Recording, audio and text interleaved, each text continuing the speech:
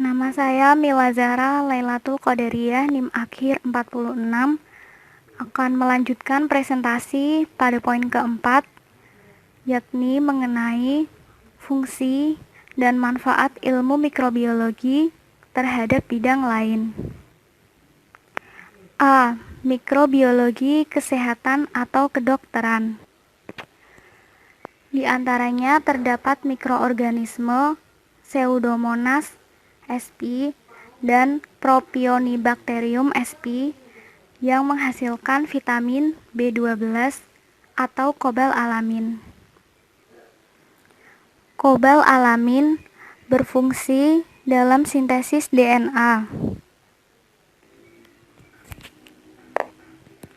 Kekurangan vitamin B12 atau kobal alamin dapat mengakibatkan anemia, depresi, dan kelelahan.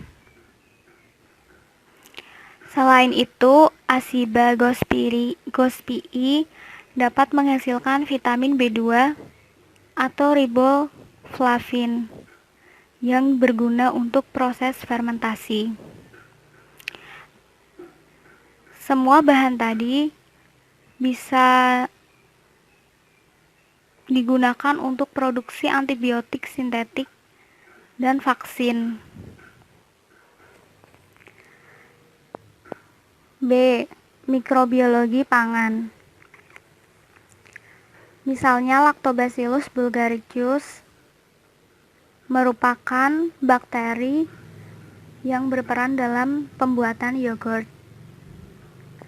Yogurt terasa masam karena proses fermentasinya melibatkan bakteri. Selain itu, Streptococcus lactis dan Streptococcus cremoris berperan dalam pembuatan keju serta mentega. C. Mikrobiologi pasca panen. Di antaranya ada hama tanaman bisa dikendalikan dengan musuh alami.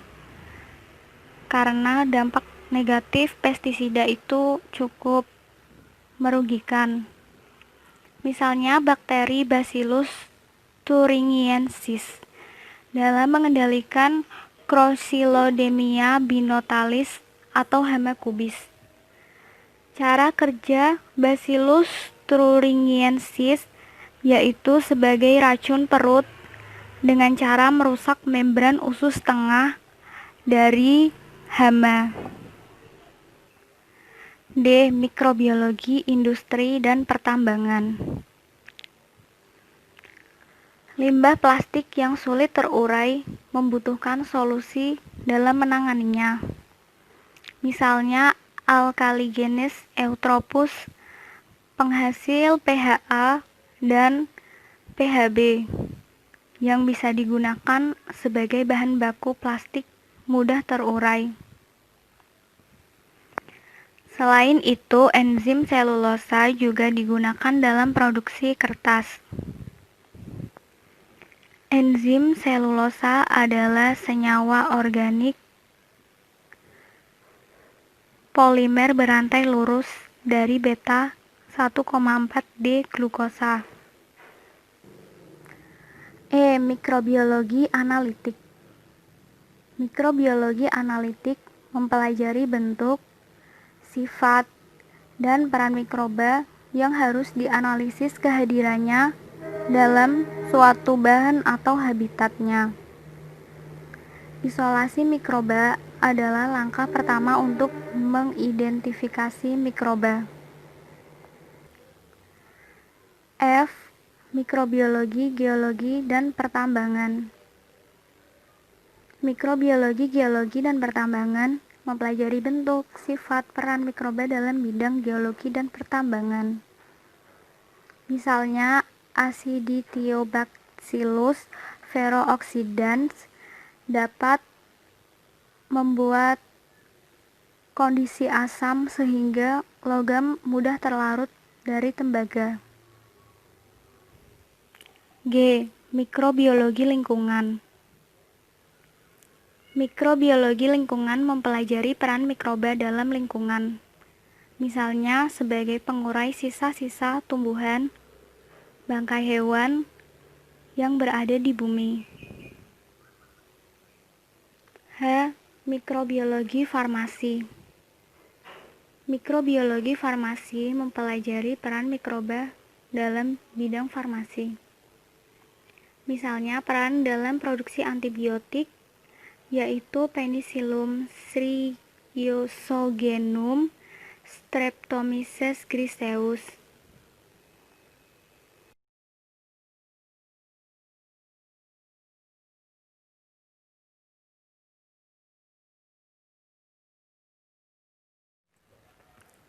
Berdasarkan habitatnya, mikroorganisme digolongkan menjadi mikrobiologi tanah, di antaranya jamur, alge, protozoa, serta bakteri. Alga di antaranya Rhodophyta, misalnya Ulva sp. Selanjutnya, mikrobiologi udara terdiri dari organisme yang sementara mengapung atau terbawa partikel debu. Mikroorganisme yang paling banyak berkeliaran di udara di antaranya bakteri, jamur, dan mikroalge. Yang ketiga adalah mikrobiologi air. Mikrobiologi air memiliki dua jenis utama, yaitu air tanah dan permukaan air. Yang keempat, mikroenvironment merupakan ilmu yang mempelajari kehidupan dan peran mikroorganisme di dalam lambung manusia dan hewan. Jadi berada di rongga-rongga tubuh ya.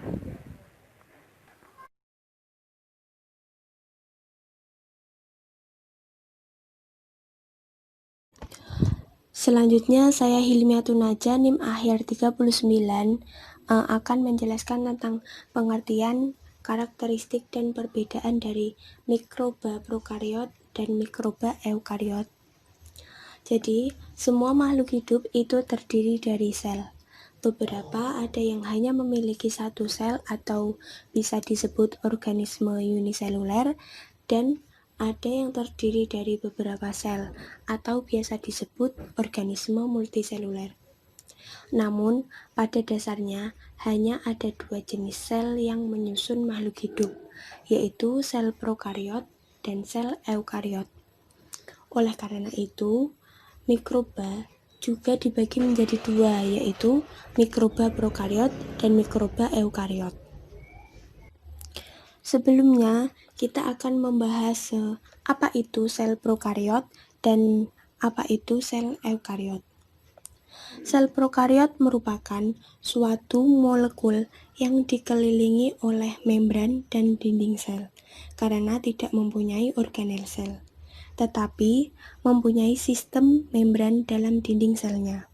Atau bisa dikatakan, sel prokariot merupakan sel yang tidak memiliki selaput membran inti. Sel ini bisa ditemukan pada bakteri.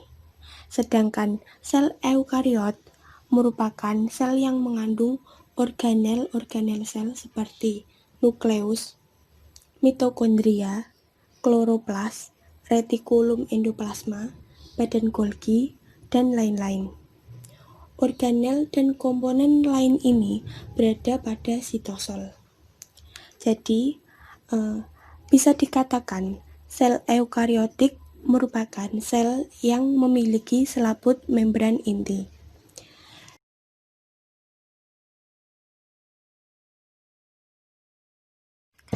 Materi selanjutnya yaitu karakteristik yang dimiliki oleh sel prokariot, meliputi yang pertama, sitoplasma sel prokariot bersifat difus dan berglanular karena adanya ribosom yang melayang di sitoplasma.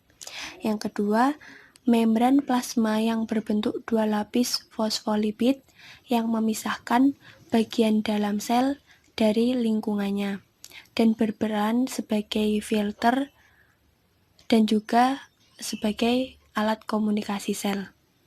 Yang ketiga, tidak memiliki organel yang dikelilingi membran. Yang keempat, memiliki dinding sel kecuali pada mikroplasma dan termoplasma.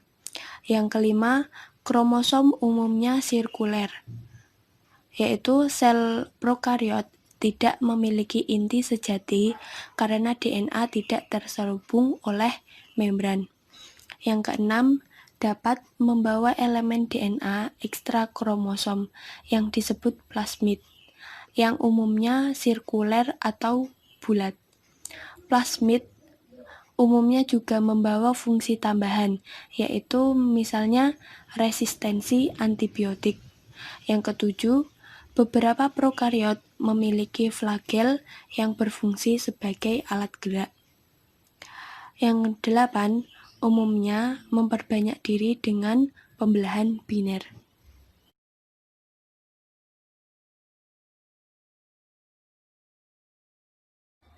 Selanjutnya, karakteristik yang dimiliki oleh sel eukariot.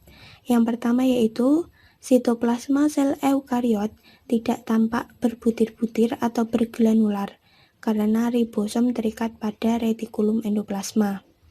Yang kedua, memiliki sejumlah organel yang dikelilingi oleh membran, termasuk mitokondria, retikulum endoplasma, badan Golgi, lisosom, dan terkadang pula kloroplas pada sel tumbuhan. Yang ketiga, DNA eukariot terikat pada protein kromosomal.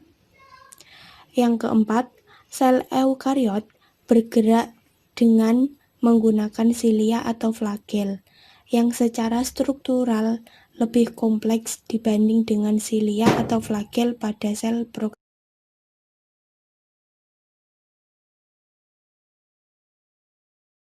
Materi selanjutnya yaitu perbedaan mikroba prokariot dan eukariot. Dapat dilihat pada tabel. Perbedaan yang pertama yaitu pada materi genetik. Molekul DNA pada prokariot berbentuk sirkuler tanpa inti yang jelas, sedangkan molekul DNA pada eukariot tersusun di dalam kromosom. Yang kedua, ukuran ribosom pada prokariot lebih kecil dari eukariot, yaitu berukuran 70S dan bebas dalam sitoplasma.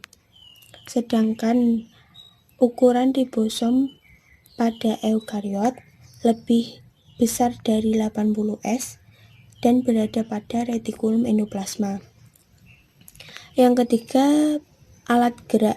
Alat gerak pada prokariot yaitu berupa flagel, sedangkan alat gerak pada eukariot yaitu berupa flagel dan silia. Yang keempat yaitu membran sitoplasma pada prokariot tidak mengandung sterol, sedangkan pada eukariot mengandung sterol. Yang kelima, ukuran sel. Pada prokariot umumnya ukuran sel lebih kecil, sedangkan pada eukariot umumnya ukuran selnya lebih besar. Yang keenam yaitu pada dinding sel. Pada prokariot, dinding sel mengandung peptidoglikan, sedangkan pada eukariot, dinding sel tidak mengandung peptidoglikan. Yang ketujuh yaitu mitosis tidak terjadi pada prokariot, sedangkan pada eukariot terjadi mitosis. Yang kedelapan, tempat respirasi. Pada prokariot, respirasi terjadi pada membran sitoplasma, sedangkan pada